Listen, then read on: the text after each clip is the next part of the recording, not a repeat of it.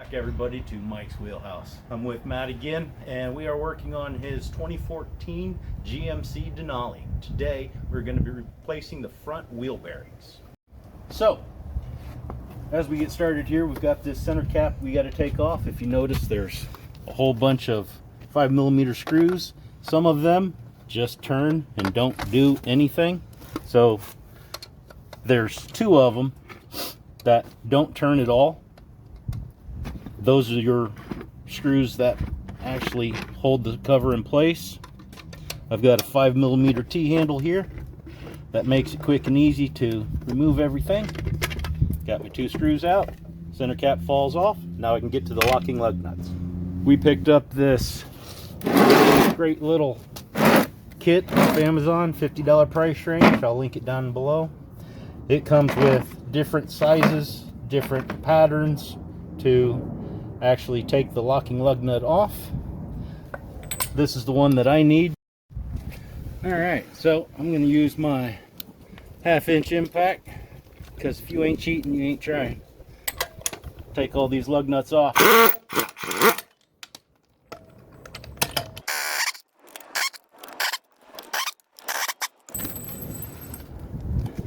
Alright, so all the lug nuts are off. Now we can grab the wheel and tire, take it off. Maybe. There we go. What I like to do, lay it down underneath the rocker panel of the vehicle I'm working on. That way if something fails, I still have the tire under there to protect me. So we got the wheel off, and we can see if we can get to our brake rotor, brake caliper, bracket. This right here is a locking screw. It holds the caliper onto the spindle. I believe it's a 5/32 or a 4mm, pretty close to the same thing. We're going to hit it with some PB blaster, so it'll be easy to take out and hopefully not strip out.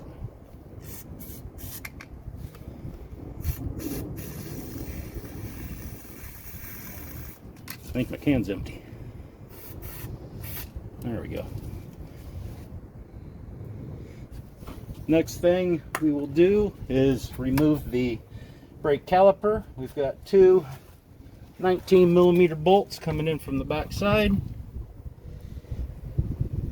There's one here and there's one down here underneath. So first thing I'm going to do, reach over in here to my Nico socket set. I've used this set for so many projects. Great set. I'll leave a link down below.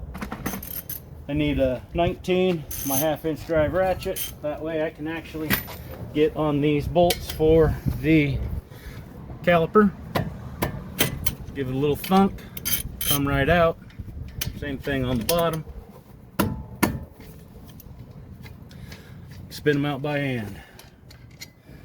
1, 2. Now I can take my caliper off after I get the pressure off the pads.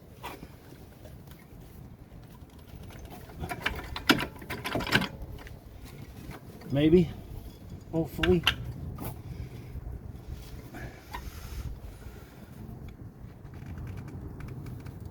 What I'm doing is I'm twisting against the pads to relieve the pressure, so now I can slide it off.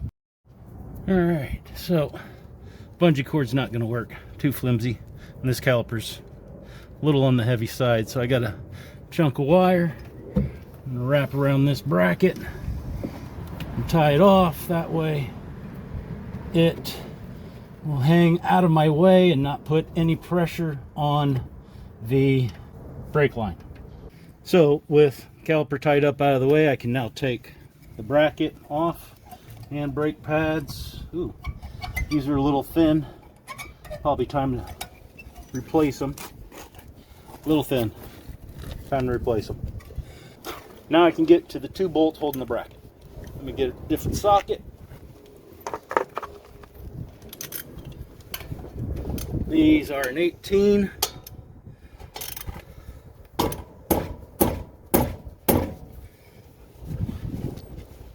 Oi! Alright. Need something bigger than that. Grabbing my 1/2-inch brake over.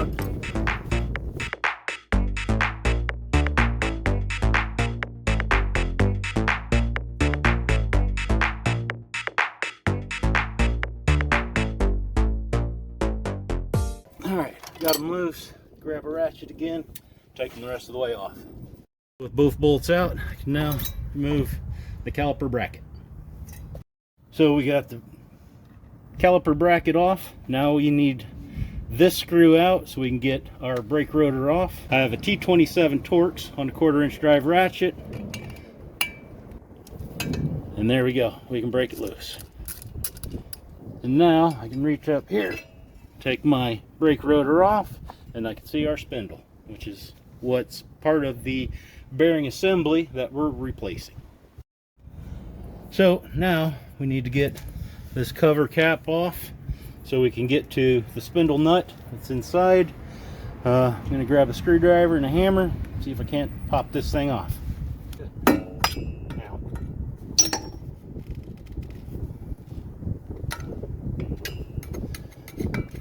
I'm just going to work around the cap where I can get my screwdriver in, give it a little pry.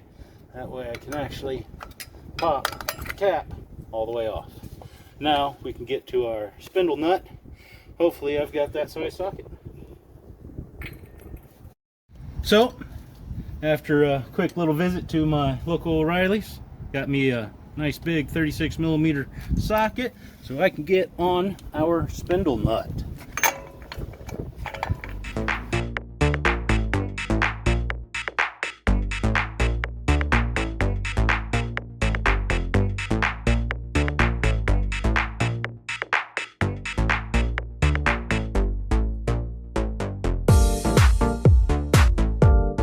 You know what? I got an impact driver. Let's cheat a little. That's good.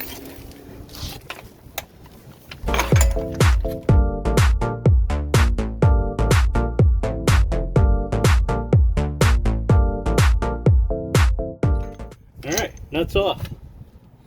Don't forget your washer. Now, my axle is loose, and once I get the 3 bolts from the back side holding the spindle on, everything will fall right out. On the back side of the steering knuckle, this is the knuckle, this is the spindle. On the back side we've got 1 bolt here, there's another bolt right here on top, and then the 3rd one down here on this side.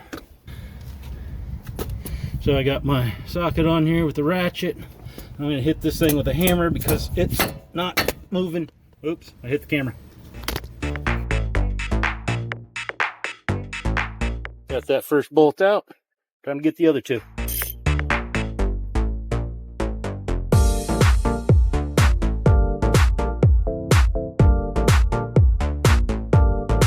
All right, I'll record you.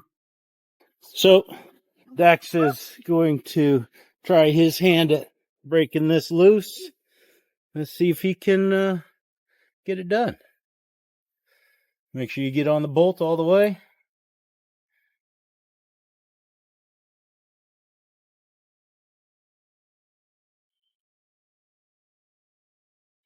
Yeah, we'll cut that part from the video. All right.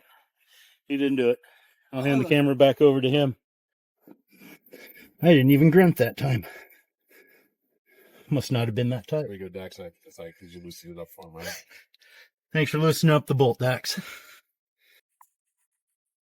3rd bolt is out. Now we need to unplug our ABS speed sensor. If you look real close, see that little red part? That's the safety lock, so it doesn't get hit by a rock or something like that and come undone. So you got to get your screwdriver up in here, push that out like that. Now, if I get my hand out of the way, you can see that when you push the button, it comes unplugged. This is a safety latch right here that I was talking about. Looks like I need a set of cutters, or not, to get this tie wrap out of the way. And there we go. The new spindle actually comes with all new clips, the wire, speed sensor, everything. Kind of a really cool setup. We got a bolt right here. It's holding the bracket, which is holding our cable. We need to take that one out before we can remove the spindle from the knuckle. Welcome back, everybody, to day 2 of the bearing replacement. And we had a small parts ordering snafu and got the wrong hub. Amazon does filter those things out, and you can specify if you have a 2-wheel drive or a 4-wheel drive, which we forgot to do.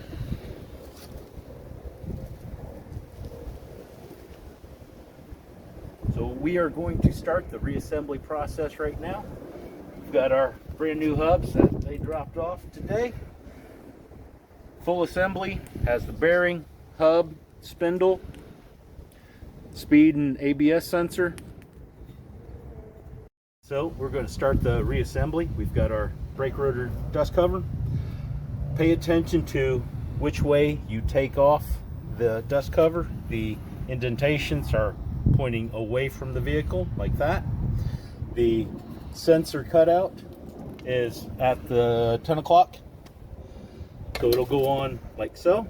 We are going to feed our speed sensor ABS wire through the hole first.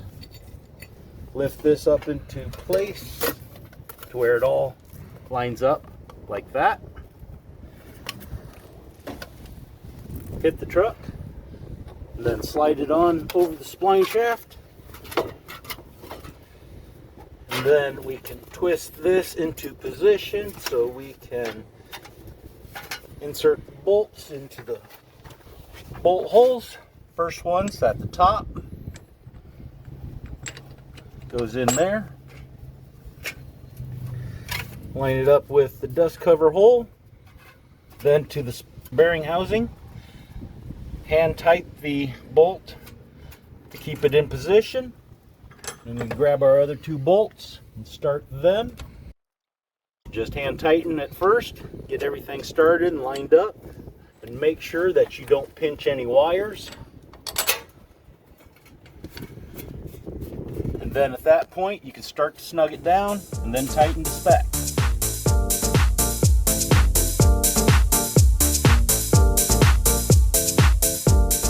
This is my Harbor Freight torque wrench, which is in foot-pounds, 1/2-inch drive. Really tightening down to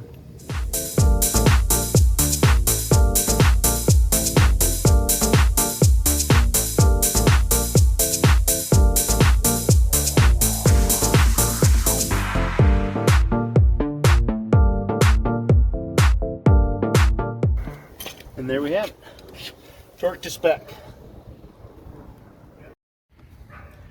So the next step is we're going to route our ABS speed sensor up the back side the way it started off, around this way to the connector, plug it in, make sure you lock your safety clip. Alright, so we push the clip back in. There we go. And there we go. Our bracket that holds the sensor in place. I took this off of the old one with our 10mm screw.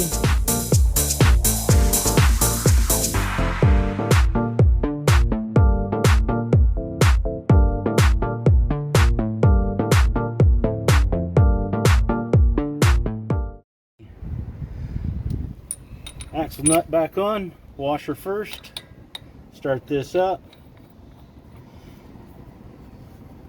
And I'm going to cheat and get my impact and drive this thing in tight. And then torque it to spec. Alright, at this point I got to torque to spec.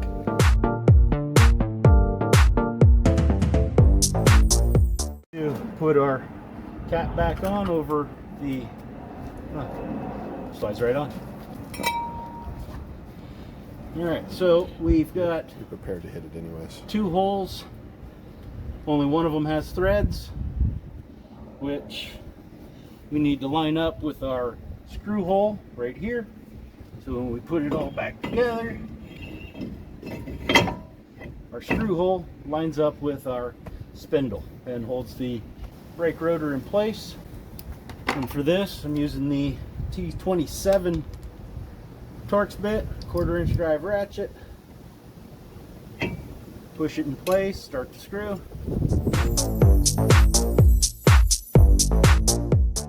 Doesn't have to be ungodly tight, just making sure it never comes off again. So we can now put our bracket back on with the 2 bolts. Slide it over your rotor, come in from the back side, start the top screw, that way it hangs nice and easy. And you can go in, put the bottom bolt in, start it by hand. We'll run this down by a ratchet and torque it to spec. Alright, we're going to torque the caliper bracket bolts to spec, which is 170 pounds. Got the click.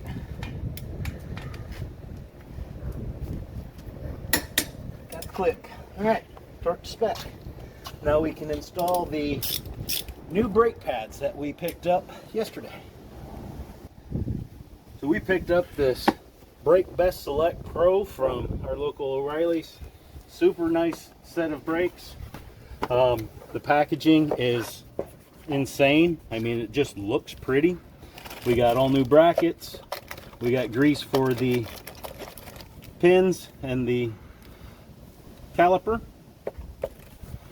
We're going to put new brakes on as we go, so everything will be new when we put it all back together. First thing we're going to do is remove these old brackets because we got new ones. They just pop right out. Open up the new bag.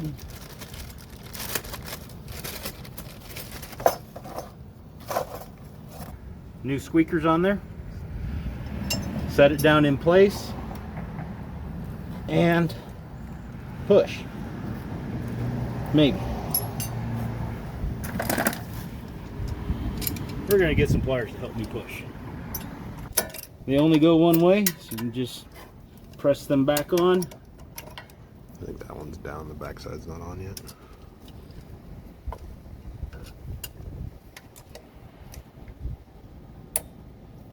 Got the bottom bracket in. Now I need to install the top bracket. Again, they're not directional.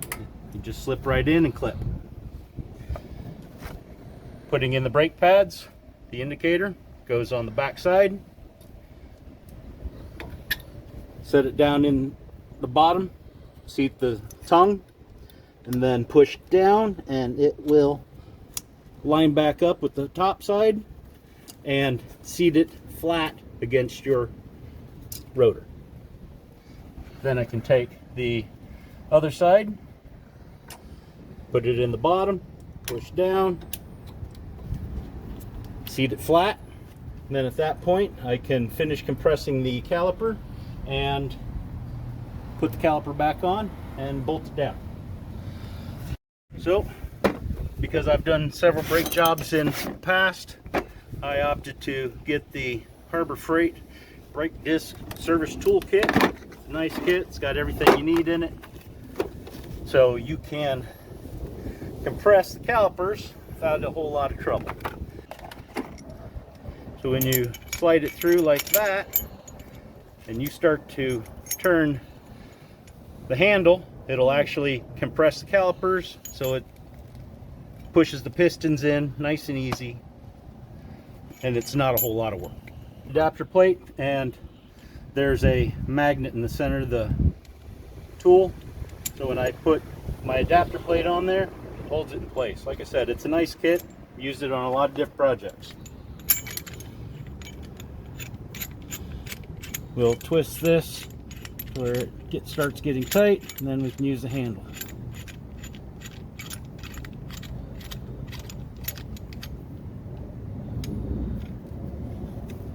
So as I twist the handle, pushes the piston back in. That way it'll fit over the brand new brake pads.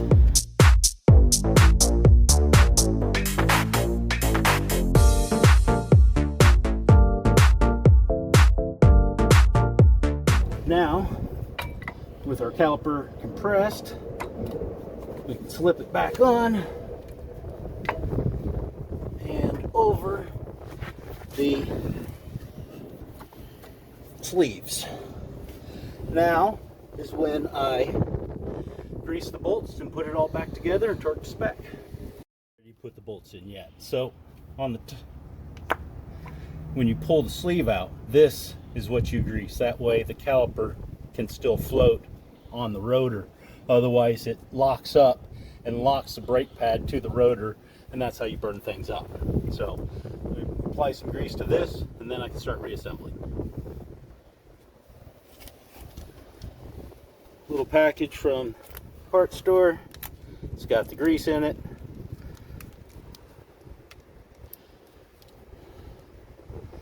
Let me wipe that off. Sorry, being picky. No, you're good, man. Appreciate the pickiness. So, got the rod out. I'm gonna clean this off, get all the old stuff out. That way when I apply new grease, it's all new. And that's what we're going for, it's all new. A little bit of grease. Big package, so I got plenty to spare.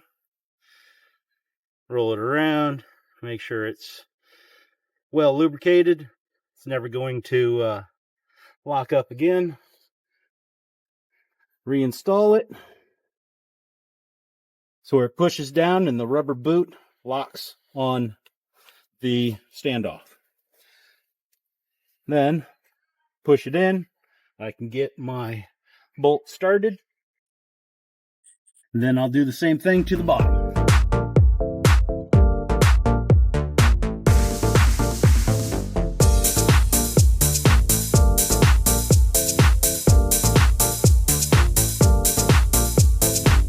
We are going to 70 pounds for these bolts. 90, 70 pounds. Engage the locker so it doesn't turn on me.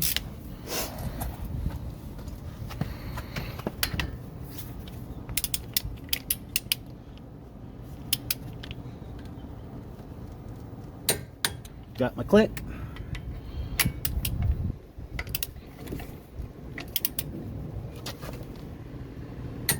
Got my click. Torque to spec, good to go.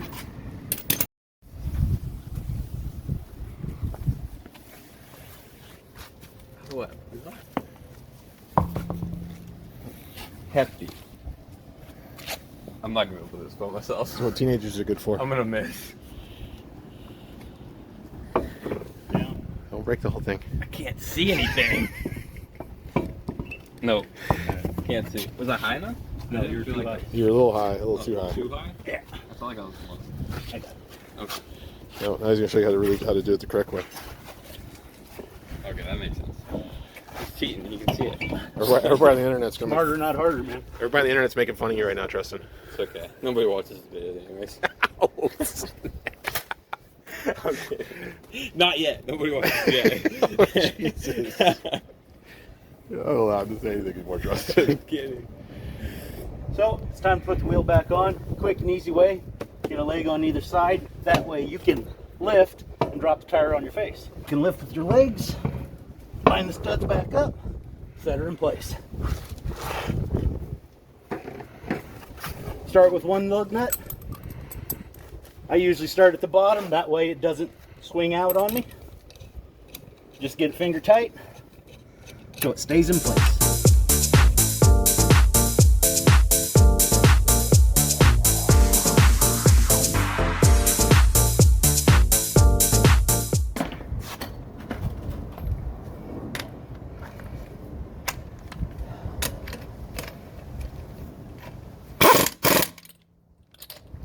So when you go to start putting these in as the wheel seats to the spindle, do a cross pattern.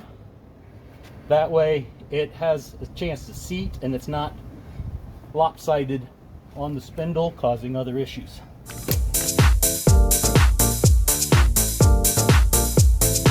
Once you do your cross pattern, then as you torque, you can go in a circle versus cross.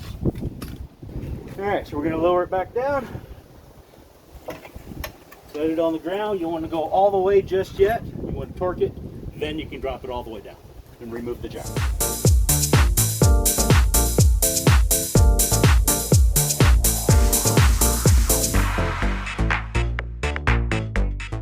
So, got my center cap, time to put it back on.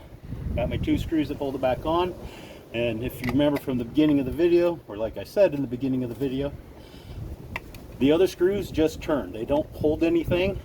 They're just placeholders.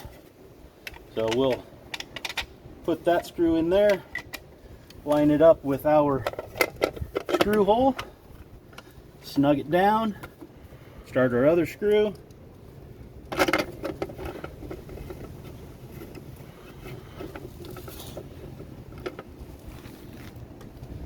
Get them tight, but not too tight that you crack the cap. And there you go. So, you see me do one side, I'm going to do the exact same thing on the other side. I don't think you want to watch me do it twice. So, like, share, subscribe. I'll leave links to everything I used in the video down below. Thanks for watching. I'll see you next time.